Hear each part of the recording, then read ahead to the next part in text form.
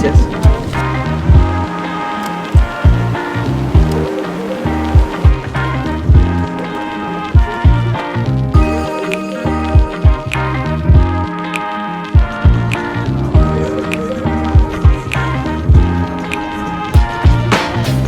So this is my new life, carrying backpacks everywhere. I arrived to San Pedro Sula again. My plan is to go to Copan because there are some beautiful stuff that I want to see there. But apparently the last bus to go there just left a few minutes before I arrived to this place. So I'm gonna have to stay here the night, find the cheapest place to stay, and then continue my road trip tomorrow.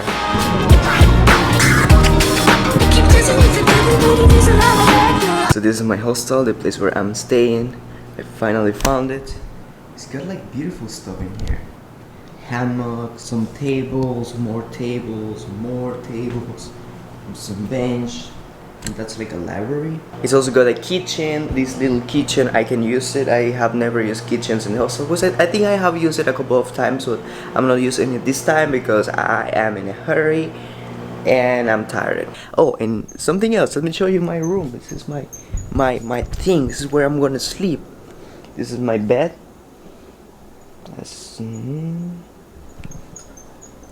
It was organized when I arrived here. Not anymore. No, this is my favorite part so far. It has.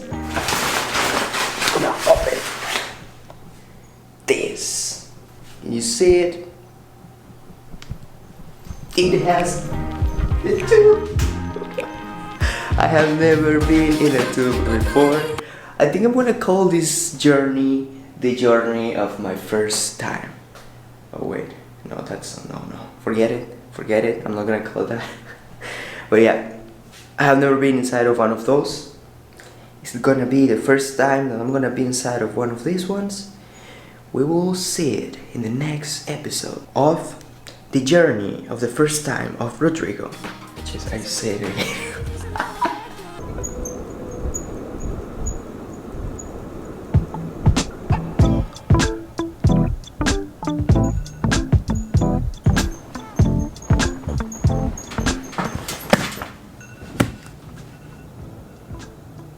Ouch.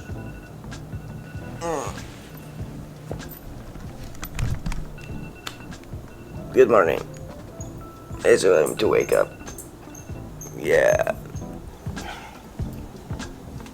Who's that sexy boy? Who's that sexy boy? It's me. Oh, I look like a ninja. Well, like a samurai with my little thing on top. You. Bring me my sword. This thing of doing 100 push-ups a day, 4 days a week has been really helping my mood these days. If you see I'm like completely different, I'm like, that's not a Rodrigo, that's another person from last week. And something that I gotta confess is that I'm an extrovert in the body of an introvert. What does that even mean? It means that sometimes I'm gonna be like, and the parties I can be like, ooh. But then some other times when I'm with friends, when I'm with people, I'm gonna be like in the corner like, hi, or like, It's like it comes randomly, and like, I don't know how to control it. Bye bye, hostel. Hello, little boss. There we go. And by the way, today was my first time in Dunkin' Donuts. Guess what? I got a donut. So this is the donut. As you can see, it's a spider, and I'm not really sure why, but they gave me some straws. Is it normal to eat donuts with straws? Please let me know because I am not sure.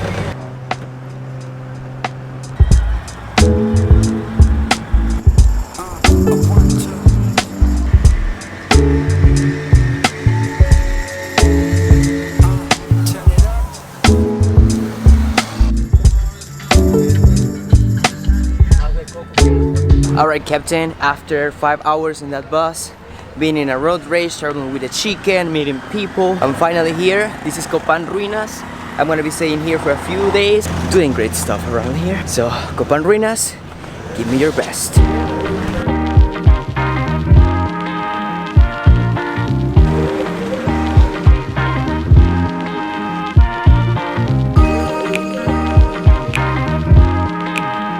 I just arrived to the hostel. I'm gonna be staying here for a few days, and I just came here and I realized that there is no electricity, there is no power, and I was asking the guy in the reception, why is this? Like, is something bad happening now? And he says that it's programmed. They program it like once a week, every Friday. Today is Friday.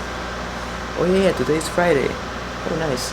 But yeah, they program it once a week, every Friday, and the electricity should come back at 4 p.m. We will see if that's right.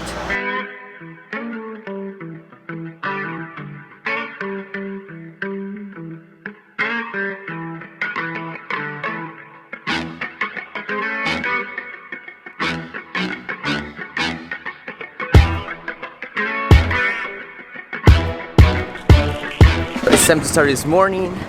I woke up with all the energy of the world and I'm hungry, so it's time to try some food from this place. This is a baleada. I'm getting this for breakfast. This is what everyone eats here for breakfast, even in this town, even in entire Honduras, and all the places that I have been in. Baleadas are breakfast, even lunch and dinner. In this place they prepare it a little bit different. This one is with chicken, beans, and these ones are actually bigger than the ones I have tried before. And here it comes with this little salad or something. It's carrots, onions, and I don't know what else is that. And then she herself split into two, rotated between two ultimate voices. Oh boy, that chili was spicy.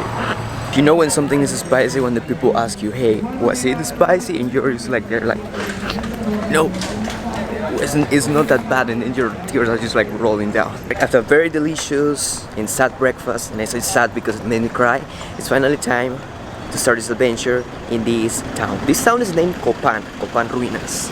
This town is located in the western area of Honduras. It's basically 14 kilometers from Guatemala. And dude, I'm holding myself right now because Guatemala is right next to Mexico. Mexico is where the tacos are, and my objective is to get there. So if I don't stay here, I'm gonna go Guatemala, cross Guatemala, and just get into Mexico to start eating tacos.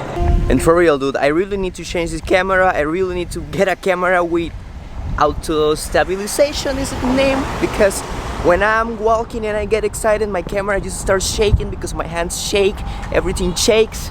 I'm sorry for that to everyone, but I'm excited today.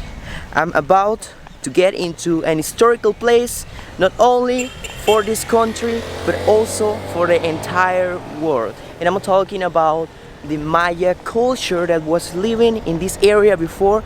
This is one, or if not, the most important place in the entire country if we talk about the cultural aspect.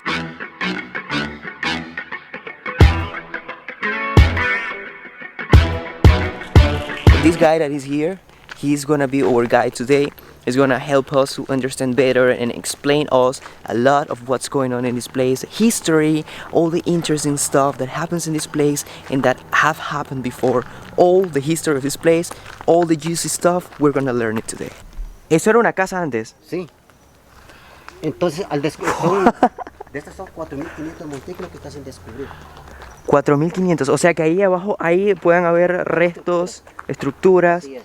You know, this thing that you see behind me, it looks just like a little mountain there. But this used to be a house. There were people living here. These were like kind of like houses for the people who was living here. And there are in total around 4,000 of these things.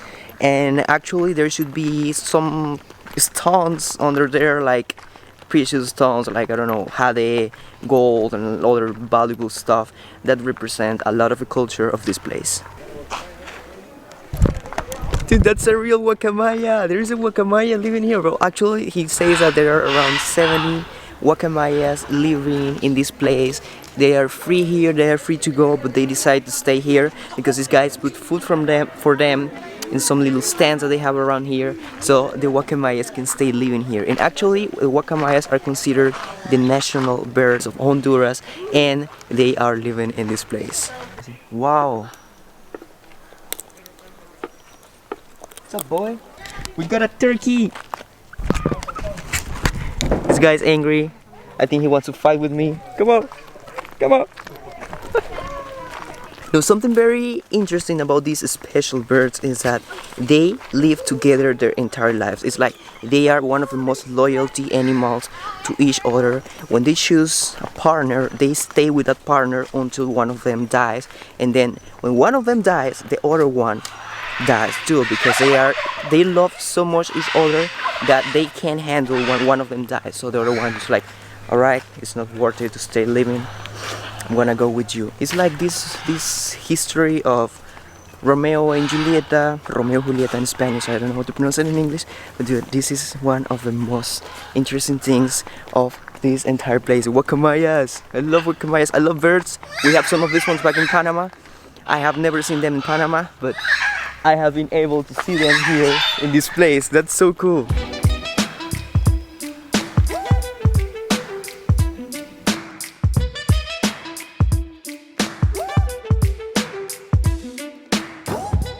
So all these big mountains that you see over there and over there, they kind of look like natural mountains, but they are not. Those are actually temples that were there before. Y como decían, el clásico maya que se le conocía como un inframundo, que representaba aquí la vida, la fertilidad y la agricultura.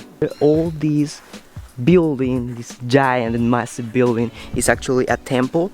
Under this temple there are 7 different levels that were considered the underworld.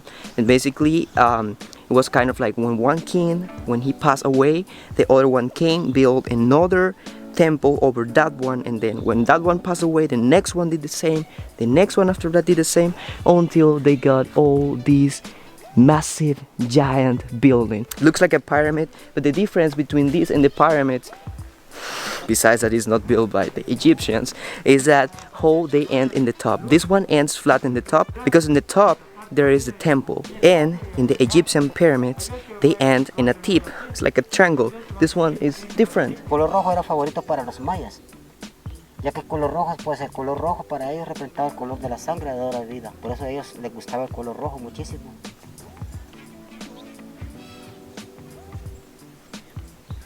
Check this out. Ancient buildings, yes! This place that is there is like a city. This was the city of the last king of this place. He kind of liked girls a lot, so he had his wife in the main building right in the middle, and then he had all the other girls in this building here.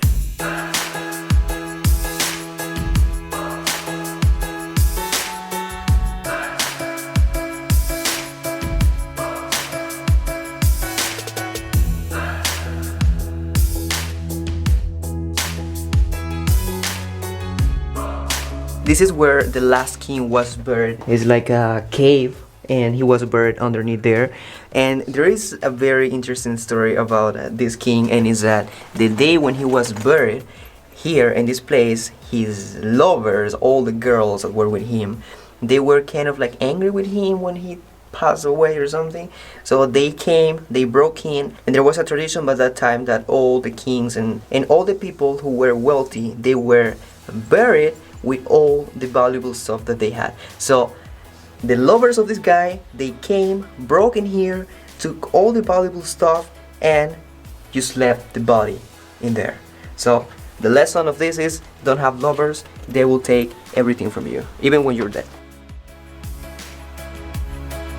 Los nobles era un